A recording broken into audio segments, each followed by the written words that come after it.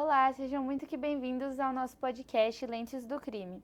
Meu nome é Ana Flávia, hoje eu vou estar apresentando com a nossa convidada, professora e doutora Simone Savazone. Ela também é autora do livro Psicopatas em Conflito com a Lei. Hoje a gente vai abordar um tema que se chama o psicológico do presidiário após o sistema carcerário. A gente também vai deixar o arroba das nossas redes sociais e das redes sociais da Simone para quem tiver interesse de pesquisar no Instagram, tá? E para começar, a gente pede que a Simone se apresente. Olá, eu gostei muito do nome do podcast, né? Parabenizo aí o trabalho, o tema escolhido por vocês, um grupo que aí consistente na busca e aí na luta, talvez as mídias sociais sejam o maior meio de realmente comunicarmos com o mundo a respeito da figura do egresso do sistema prisional. Então, parabenizo pelo tema, é óbvio que é o tema que eu adoro. Meu nome é Simone Savazone, sou professora aqui de penal e processo penal da IPD, da graduação e da pós-graduação também, né? Leciono há muitos anos na faculdade, tenho o prazer de ter dado aula para vários desses alunos, de ter plantado uma sementinha do direito penal, uma ideia da lei de execução penal e das injustiças que ocorrem e como é nosso dever enquanto sociedade de falarmos sobre esse assunto e de discutirmos com maior clareza, com maior carinho, com um olhar mais humanitário sobre esse assunto. Então, parabenizo e estou à sua disposição. Obrigada. Quando a gente foi ver esse tema, né? A primeira pessoa que a gente pensou foi você. Tanto pelos podcasts, tanto pelas suas aulas. Foi o primeiro nome que apareceu. E a gente queria começar falando de quais seriam os principais desafios assim, psicológicos depois que você sai do sistema carcerário. Já é difícil lá dentro, mas também tem aquele baque de quando você sai, tô solto e agora, né? A gente tem, se eu tivesse hoje que dizer para vocês, um principal seria essa sensação de pertencimento, como eu sempre digo. A pessoa egressa, o reeducando, quando ele volta para a sociedade, ele não se sente pertencente à sociedade, né? E assim a sociedade também sente que ele não pertence a ela.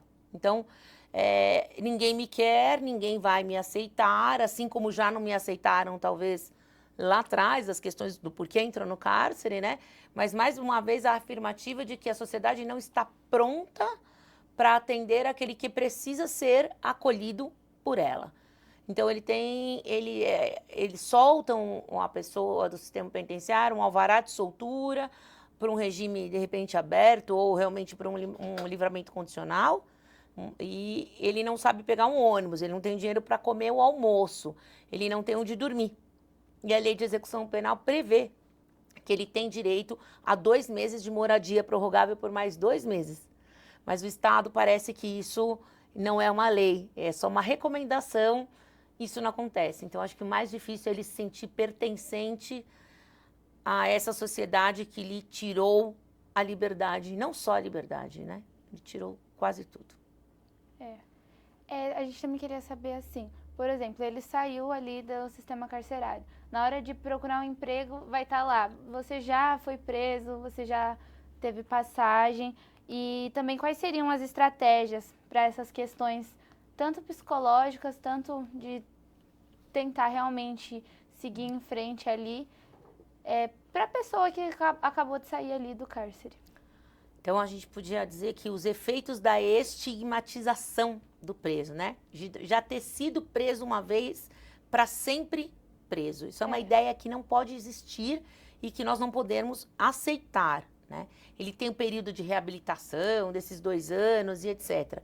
Ele não vai mentir, mas a ficha de antecedente dele vai mostrar que ele é um ex-presidiário, que ele já foi preso, que ele já foi reeducando, e a sociedade não entende que quando ele volta, ele estaria apto ao retorno, ou de alguma forma lhe dá condições de se tornar apto a retornar, né, em algumas atividades que seriam plenamente compatíveis com o exercício, com o fato, de repente, dele ter cometido qualquer delito, né. O que eu acho que o preso deveria, o reeducando deveria ter, era não uma prioridade, mas um auxílio momentâneo quando ele sai do cárcere, um auxílio para que ele pudesse se manter com dignidade mínima, né? Não estou dizendo 10 salários mínimos, mas mínima, para que ele pudesse tomar o seu banho, procurar seu emprego, buscar sua dignidade, bater na porta, ele vai tomar vários nãos, e diante desses nãos, se ele não vai ter carteira de trabalho, não vai ter título de eleitor, o máximo que ele vai ter um RG, né, toda essa dificuldade que ele vai ter, então que ele faça como autônomo, que ele vá procurar uma atividade autônoma, que ele vá ser um auxiliar, que ele vai ser um chefe de cozinha, que ele vai ser um auxiliar de cozinha, mesmo que sem registro inicialmente. Mas que houvesse pelo menos um auxílio inicial quando ele sai, porque realmente ele sai sem nada, ele já entrou sem nada. E ele sai com menos do que ele entrou. Sim. Um outro assunto também, que eu lembro que um podcast seu, você contou aquela história de um presidiário que acabou saindo na saidinha e acabou cometendo um crime bárbaro lá com o filho, que colocou fogo na casa. E eu acho que esse tema também ajuda a pensar se realmente não deveria ter uma avaliação psicológica antes da pessoa sair da prisão e também uma terapia ali contínua para o detento para quando ele estiver pronto e sair da prisão conseguir lidar com tudo que acontece. Ana, excelente a pergunta, ela é grande, porque, na verdade, esse caso foi o caso específico da minha tese de doutorado mesmo, foi onde nasceu o meu interesse por estudar os transtornos de personalidade antissocial. Então, é o fato de eu dar a saidinha temporária, muitas vezes, para uma pessoa que não tem o preparo psicológico, ou que lá dentro do sistema, ou antes de entrar, não foi diagnosticado corretamente. Então, são as exceções. Mas temos, sim, pessoas portadoras de transtorno, desde a esquizofrenia, o esquizoide, portador de transtorno de personalidade, doenças outras como borderline, doenças como, como transtorno obsessivo compulsivo e outros, histriônicos, tem vários, anacrássicos, nós temos vários transtornos. Se não for diagnosticado e eu soltar ou eu dar qualquer tipo de liberdade, ele voltará a cometer delito porque ele tem um transtorno. Não é regra que isso aconteça. Quando aconteceu, me causou um espanto, porque realmente foi no Dia dos Pais em que ele mata o filho e tenta queimar a esposa, e eu disse, nossa, esse tipo de pessoa para ser solta, jamais poderia ser solta sem um monitoramento, sem uma assistência, sem um psicólogo.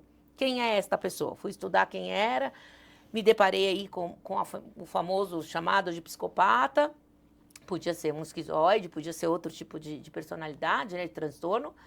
Então, o auxílio psicológico para ele, neste caso, não bastava. Então, esse teria que ter um tratamento diferenciado, que é o que eu proponho na tese de doutorado. Mas, para as demais pessoas, você bateu realmente onde eu mais gosto, que é todos aqueles que o diretor ou o psicólogo, o assistente social, desconfiem que precisa de alguma ajuda psicológica, deveriam passar desde o exame criminológico a um posterior acompanhamento psicológico pelo SUS, né? Então, hoje, com a lei antimanicomial, nós estamos tendo a desinstitucionalização dos presos, dos reeducandos que estão em hospitais psiquiátricos, estão sendo todos soltos, sem nenhum tipo de tratamento adequado ou recomendado a eles, e sem nenhum tipo de análise ou exame criminológico que pudesse dizer, olha, ele precisa tomar esse remédio. Ele é uma pessoa que tem essa deficiência, tem esse transtorno. Então, tem que tomar um cuidado com o psicológico do preso. Vamos distinguir dois psicológicos. O que ele ficar com o efeito do cárcere é uma coisa. Os efeitos do cárcere vão trazer um psicológico. O outro, ele já entrou com um transtorno. Como a gente pode ter dentro de casa uma pessoa com um transtorno normal, eu tenho uma pessoa, um borderline dentro da minha família. Qual é o problema? Mas ele, no cárcere, isso vai acentuar e aí ele vai sair dali bem pior do que ele entrou. Sim, e eu acho que essas questões também a sociedade não distingue. Então, um cara que faz isso numa saidinha, então eles já colocam que todos vão fazer isso. E eu acho que essa percepção da sociedade perante o ex-presidiário ali vai acabando com o psicológico dele, que às vezes é uma pessoa que não estava com esse psicológico tão abalado, mas quando sai e a ficha cai de que esse peso vai ficar para sempre, muda tudo. É mais fácil equiparar o reeducando ao monstro do que entendê-lo como alguém que pode ser reintegrado. Sim. E aí, se eu pego um exemplo como esse, de fato, ele é uma pessoa que precisa de tratamento. Mas não são todos. Às vezes um auxílio, às vezes um trabalho, às vezes uma família, um pertencimento, um acolhimento vão bastar. Os efeitos psicológicos nunca vão acabar, tá? Você consegue citar algum exemplo pra gente de alguém que saiu do cárcere e acabou sendo bem-sucedido ali, de conseguiu se reabilitar e de alguma medida que ele tomou ali que ajudou ele nesse processo? Olha, eu conheço várias pessoas que saíram do cárcere, que já eram, inclusive, reincidentes, mas que, na verdade, se depararam que aquela vida não ia ter nenhum tipo de benefício, né? O dinheiro, o poder momentâneo que tenha dado o tráfico de drogas, por exemplo, iriam. Então, eu trouxe a palestras uma colega também, sem citar nomes, mas que se reabilitou. Agora, se você me perguntasse, ela se reabilitou porque o Estado a reabilitou, porque a sociedade reabilitou, a minha resposta seria: ela se reabilitou porque ela quis se reabilitar. Então, não foi a sociedade que acolheu, não foi o Estado que deu condições, foi ela pela força de vontade. E eu conheço várias pessoas, conheço também um exemplo de um rapaz que era da antiga FEBEM, hoje Casa do Menor. Então, você vai dizer de bem-sucedido, né? Digo, o que é bem-sucedido hoje? Então, hoje ele é uma pessoa que mora em Curitiba e ele emprega 70 menores, todos 70 só passaram pela Casa do Menor. Todos foram menores infratores. E hoje ele tem uma fábrica de usinagem e ele trabalha com menores infratores e só contrata quem passou pelo cárcere. Que engraçado, parece. E ele tá super bem, dá palestras, vai a várias casas dos menores. Assim, ele comprou a causa do menor infrator, né? Assim como nós podemos comprar a causa daquele que entra na penitenciária. De palestrar e mostrar que pode ter uma vida além do cárcere, sabe aquela vida além das grades, né? Que existe luz além das grades, porque eles saem com tantos traumas, com tantas dores, com tantas máculas, que eles não acreditam nem neles mesmos. Ninguém acreditou, nem o Estado, nem a família, nem ninguém acreditou. Quem vai acreditar nele, né? Eu conheço, sim, vários exemplos e eu diria para você que, de primeira, o réu não reincidente, o réu primário, 70% sairia do cárcere e com certeza não voltaria. É grande falar em 70%, mas, do mesmo tempo, 58% volta. Sim. Então, acho que o desemprego, né, ajuda muito a reincidência. Acho que o emprego faz com que muitos não voltem para esse caminho. Tudo é o dinheiro. Sim. E outra pergunta também que a gente queria fazer era referente à educação. Você acha que, assim, por exemplo, a educação dentro do sistema penitenciário ou um financiamento para uma educação pós-sistema penitenciário ajudaria muito um preso a se reintegrar na sociedade? Excelente ideia você acaba de dar. E é por isso que eu gosto de participar de podcast. Porque eu sempre defendi o estudo dentro do presídio, lógico, como tá na lei de execução, o trabalho como forma de remissão de pena, o estudo, a leitura e todas as formas possíveis, lúdicas e imaginárias, o estudo EAD para o preso e tudo. E aí agora você traz, eu começo falando sobre dar um auxílio para o preso financeiro e você me levanta uma ideia. Por que eu não dou uma cota para ele estudar? Né? Uma preferência para ele estudar. Como ele vai se matricular numa escola? Onde ele vai procurar? A minha única questão é, será que o preso, o ex-detento, o reeducando, consegue estudar e ter a mesma concentração de uma pessoa que ficou na rua? Quer dizer, os efeitos do cárcere façam que talvez ele tenha um pouquinho mais de dificuldade nos estudos. Sim. E que talvez eu precise de professores, igual professores que cuidam de autista, professores que cuidam de síndrome de Down, não tem que ter um pouquinho mais de paciência? Sim. Talvez eles precisem de um olhar de escolas. Ótima ideia. A construção de escola para onde ele quiser ir, ele ser admitido e ter o estudo oportunizado para ele. Então, eu não quero só o trabalho. Eu quero trabalho, eu estudo. Porque se eu só trabalhar, talvez eu não chegue onde eu quero. Mas se eu trabalhar e estudar, e com o meu trabalho eu pagar um pouco do estudo, o estudo que o Estado pode financiar, uma parte, seria uma super ideia. Excelente ideia essa.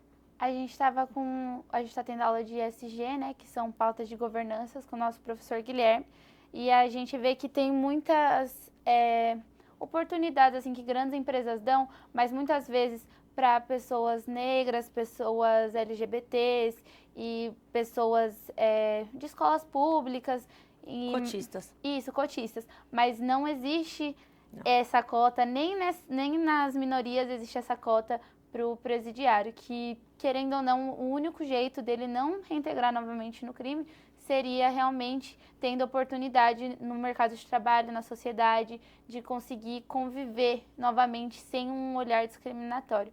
Então, eu acho que esse foi um dos principais motivos que o nosso grupo escolheu esse tema do trabalho, e já era um tema que o outro grupo vinha abordando semestre passado e a gente pegou pra gente para continuar. Excelente. Excelente, não tenho o que falar. A nossa última pergunta agora é referente assim, a gente vê que você estuda bastante sobre a neurociência, sobre o psicológico. Você acha que assim, uma parceria entre neurocientistas e psicólogos junto com o Estado para planejar pautas de governança para reincluir esse preso na sociedade e para manter a sanidade dele dentro do sistema carcerário seria Manter a sanidade pós-sistema. E durante o sistema. Porque eu acho que tinha que ser um acompanhamento. Quando a gente, vamos só distinguir, quando a gente fala em neurociência, e a gente vai usar o biólogo, o psicólogo, o psiquiatra, o engenheiro genético, a gente vai estudar a ciência do cérebro. Para estudar a ciência do cérebro, a única ciência que a gente estuda é dentro da saúde mental e das perturbações e transtornos mentais, né? Então, eu não conseguiria ver um estudo integrado, mas todo estudo de política pública pós-cárcere, né, onde a gente teria que atender o egresso, o reeducado, nós temos que ter, sim, uma visão de um psicólogo necessário, a visão de um assistente social, a visão de outras áreas humanas, né, e também ligadas à biologia, mas eu não vejo a neurociência ligada a uma adaptação pós-cárcere. Vamos só distinguir, a neurociência ela vai estudar o cérebro enquanto comportamento humano. Eu posso ligar o comportamento humano pós-cárcere, uma reação mais violenta, muitas vezes, dentro do córtex, em razão do encarceramento anterior. Nunca vi um estudo que vai... Eu vejo estudos em que a infância violenta, com violência, vai gerar um comportamento violento, onde eu estou até dando aula sobre isso, um comportamento violento que pode ensejar um desvio de conduta e gerar o crime. Mas aí eu estou falando de traumas da infância. Agora, os traumas do cárcere versus como ficaria o comportamento do egresso, fica uma pergunta. Entendi. Não sei te dizer. Pode cortar. Não sei responder. Não consigo ver a neurociência nisso. Eu não sei. Temos que pensar. Aí que é bom. Aí que é bom. Pode ser. Da bom, infância assim, eu consigo. Agora, o pós-cárcere e o cérebro... Temos que estudar. Não tem ainda. Entendeu? Como ele entrou... Vamos falar agora sem... Como ele entrou... Porque eu vejo a caixa craniana, vejo como fica um cérebro. Isso eu e um médico. Na infância, juventude violenta. Ela vai mudando. Uma massa cinzenta vai comendo. É muito engraçado, não. É triste. Sim. Aí o comportamento violento é quase que uma consequência na vida adulta. Sim. Agora, eu nunca vi isso, depois que já aconteceu, quando entrou já dentro do sistema, como fica quando sai. Sim. E eu vejo que muita gente muda. Não, todos mudam, porque nunca mais vai ser o mesmo. Eu tenho estudo que preso que fica 10 dias errado, já não tem a mesma resposta de uma pessoa normal pro resto da vida. 10 dias. 10 dias basta para marcar a tua vida para sempre. É o que eu falo para você, um estupro, um ato. Você nunca mais vai ser a mesma pessoa por um ato. Um ato. Então, não é louco dizer que o cara preso 10 dias nunca mais vai ser o mesmo. Agora, se isso vai mudar a composição neurobiológica, tô dizendo, de neurotransmissor, MOA, gene, daí a pergunta tem que ir para os canadenses, né, que estudam. Não, que tem mais recursos para a neurociência, né? A gente acaba sendo, no Brasil, de verdade para vocês, assim, a neurociência, ela é muito nova para nós. Então, todos os textos são em inglês. Hoje, graças ao site, eu já ponho tudo lá e falo, traduz aí para mim. Mas eles estudam demais e tem muito incentivo. Então, era ficar assim, anos estudando. Como entrou o cérebro dele? Córtex frontal, já veio danificado de lá. Talvez. como que ele sai, que área do cérebro, fora o comportamental, que Sim. vai estar para sempre, né? O psicológico, comportamental, violência, essas coisas, que área que pode mudar? Sistema límbico, por exemplo? Putz, é boa pergunta. É uma curiosidade. A neurociência pós-cárcere, não dá para encaixar, não consigo ainda. Não pensei. Não pensei. Essa da cota do estudo para o preso, eu nunca cheguei a falar em cota. Mas só para vocês colocarem na pauta de vocês. Assim, o que é cota? A cota é aquilo que... por que dá para o negro?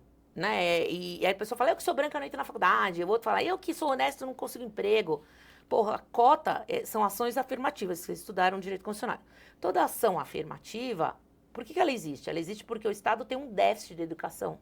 Sim. Com os negros, porque veio de uma colonização que não deixaram os negros estudar lá atrás. Então, hoje é como se o Estado estivesse pagando um pedágio pelo que ele causou lá atrás. Portugal faz isso com os idosos, porque como eles não estudaram por causa da guerra, quando participaram da guerra, eles dão estudo de graça para idoso. Para idoso não, pós-50. De graça.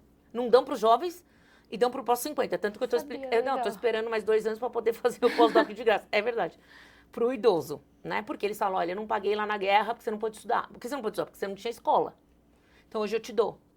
Não dou para o jovem que hoje pode trabalhar, porque ele põe o jovem para trabalhar. E te dou o idoso. Então cota é isso, cota tudo tem que acabar. A cota do negro vai acabar, tem mais 10 anos para acabar. Se ela for renovada, ok, porque o Estado ainda não chegou no estado de equalização. Sim. Né? Então por que o Estado teria que dar cota para o preso, para o ex-detento, e não dar cota para uma pessoa que nunca roubou? Porque muitas vezes o fato dele estar ali naquele recinto, ou ter entrado naquele estado de necessidade do furto, do roubo, enfim, né, do tráfico, foi porque o Estado não deu para ele lá atrás aquela cota de estudo, que é dever dele. Sim. Então é como se ele tivesse que pagar para o preso. Não é pagar, mas é um dever social que a gente tem de não ter dado lá atrás. Mas você colocar isso na cabeça das pessoas e de qualquer político, o político até enxerga, mas não gera voto, né? Então, Não, enquanto preso, eu tenho, nessa eleição, pra vocês terem, 120 mil presos em regime aberto, com direito de voto, em que a Justiça Eleitoral não deu voto.